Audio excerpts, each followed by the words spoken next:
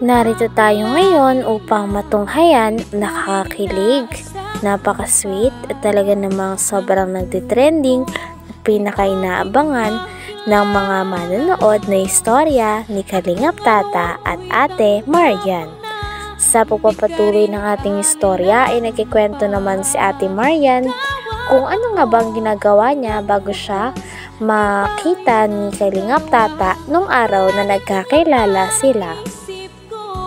I-explain naman ni Ate Marian na talagang naghihintay lamang daw noon si Ate Marian dahil wala rin siyang ginagawa, tapos na siya sa kanyang mga schoolworks.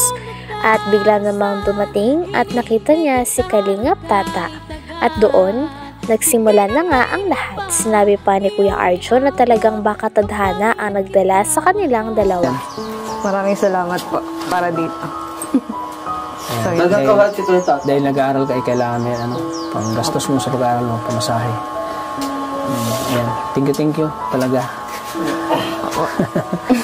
Ano mo lang yung pangarap at patuloy mo? Susuko, Yes po. Parang na-blooming ka ngayon, Dati nung nandito ako, ko lang po, galing ko lang po school nung to, tapos nagtambay ako dito hanggang sa nakita niyo po ako dito. Hanggang sa nakita so, kita. Yun. So, biyahe, hanggang. Makati, tadhana ang nagdala sa inyo dito. Sana nga, kami yung maging tadhana, Oo, kayo yung tadhana. At sana, kahit dumating din sa point ng kayo. Oo. Yun ang gusto ko! Yun ang gusto ko marinig sa'yo! Oo. Kahit magkalay man agawat namin sa aming edad. Oo, basta mangako ka, ninong ako sa anak. Ha? Ninong ako sa kasal. Ay, grabe. Hintayin ko na lang sila makatapos sila ng pag-aaral. Ako, wala naman akong problema sa buhay ko. Dito din ay talagang nagbabahagi si Kalingap Tata kay Ate Marian ng mga tips niya para kay Ate Marian. Sinabi niya nga din dito na kailangan daw talagang pagsabayin ang diskarte at ang pag-aaral. Ngunit siya ay talagang mas malakas ang kanyang diskarte. Kaya naman hindi naman daw sa pagmamayabang, ngunit sa edad niya na yan ay talagang natutulungan niya daw ang kanyang mga kapatid na nangangailangan, lalong-lalo na ang kanyang mama na nangangailangan din. Nakakatulong pa siya ng mga iba't ibang tao na kapuspalad. Kaya naman sabi ni Kalingap Tata ay napakahalaga daw talaga ng diskarte. Sapagkat dahil sa diskarte ay umunlad din ang buhay ni Kalingap Tata, kaya naman gumaganti din siya ngayon sa iba't ibang tao na kanyang tinutulungan, nang sa ganun ay mas mapadali ang kanilang pamumuhay at hindi nila maranasan ang sobrang hirap na dati na rin naranasan ni Kalingap Tata nung siya ay bata pa. Ako, wala naman akong problema sa buhay ko. Stable na naman yung ko. Ang tanong, natapos mo na ba ang pag-aaral mo kayo? Hindi ko natapos pero mayaman na ako ngayon. Ano ba natapos? Ang pag-aaral? Sa totoo lang, pag-aaral, maganda yun. Pag-aaral, makatapos ka ng pag-aaral, makikita ka ng trabaho. Pero ang importante kasi, pag-aaral at diskarte. Diskarte na makapagkaroon ka ng pera, sipag lang talaga. Sipag at syaga. Ako, wala man ako natapos, pero di sa pinagmamulat kong sarili ko. Wala ako natapos, pero ano ngayon yung buhay ko? Basta sa girl. Stable. Stable na. Oo. Nasusuportan natin ang pangailangan ng mama natin. At nakakatulong tayo sa mga kapatid natin na nangailangan ng tulong.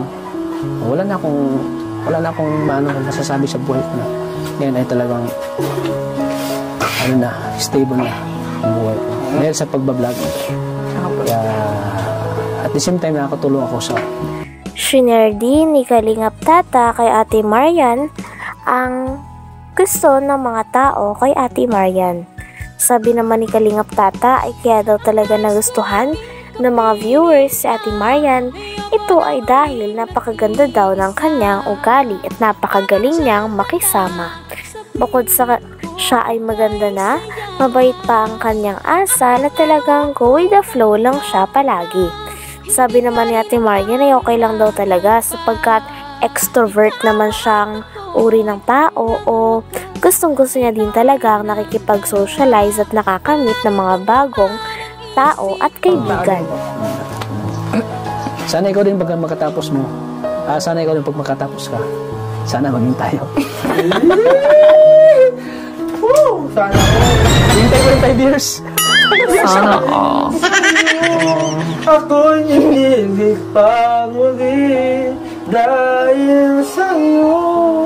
Ako'y aasa pa muli sa aking puso ay nagmahal sa'yo, para lang sa'yo. Grabe ang back Dahil sa'yo, dahil po sa'yo, umiwig ulit si Kuya Tabs. Kakantahan ko siya. Oo. Okay lang, kakantahan Hindi, ko. ang kanta mo. Umiiyak ako sa bangka. Hindi.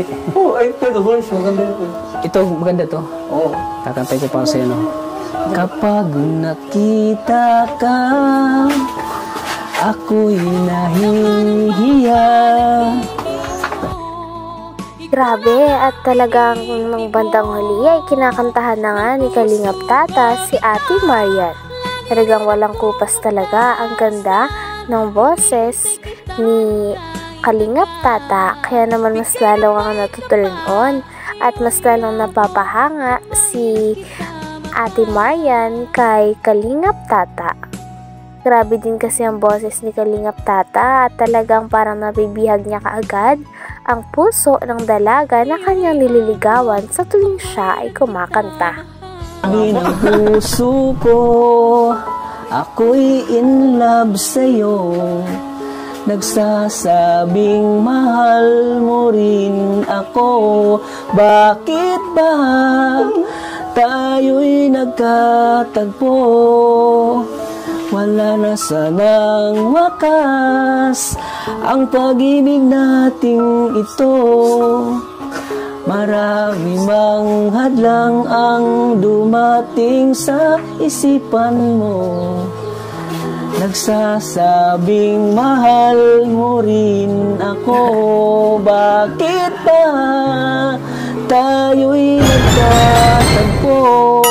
Sana all. Wala na sanang wakas ang pag-ibig nating ito. Marami mang hadlang ang... Isang beses naman ay si Ate Maria naman ang nagtanong kay Kalingap Tata. Tinanong niya si Kalingap Tata kung sino ba ang nakapag-inspire sa kanya para maging charity vlogger o ano ba ang dahilan kung bakit siya naging charity vlogger. Sabi naman ni Kalingap Tata ay ang pinaka-main reason talaga ay siya daw ay na-inspired. Katulad na nga lang daw kay Kalingap Val, kay Kalingap Rab at sa iba pang mga kalingap na charity vlogger. Gustong-gusto niya din daw kasi tumulong sa mga mahihirap dahil alam niya rin kung ano ang pakiramdam na maging mahirap. Kaya nais niyang tumulong at makapagpagaan ng ibang buhay. Talagang dahil naman dito ay mas humanga pa nga si Ate Marian kay Kalingap Tata dahil sa vision niya at pangarap niya para sa ibang tao.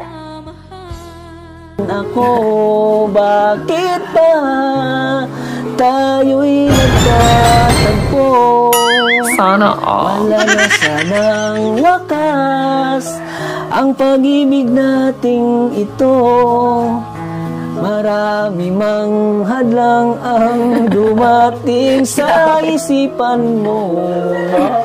Nagsasabing mahal mo rin ako. Ano nagustuhan mo ba? Kanta ko? Okay lang po. Anong masasabi mo?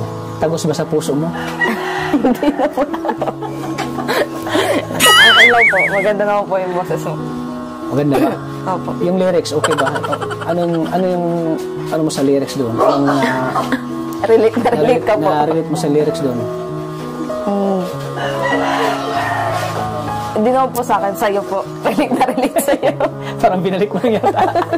Parang andito lahat sa akin ah. Tumama. Parang wala sa'yo ah. Yung po ano, nagkilala yun. Ah? Nagkakilala po yun. Salamat at Hanggang dito na lamang muna ang ating nakakakilig, napaka-sweet at talaga namang sobrang trending na istorya ni Kalingap Tata at Ate Marian. Maraming salamat sa inyong panonood. Hanggang sa muli. Bye!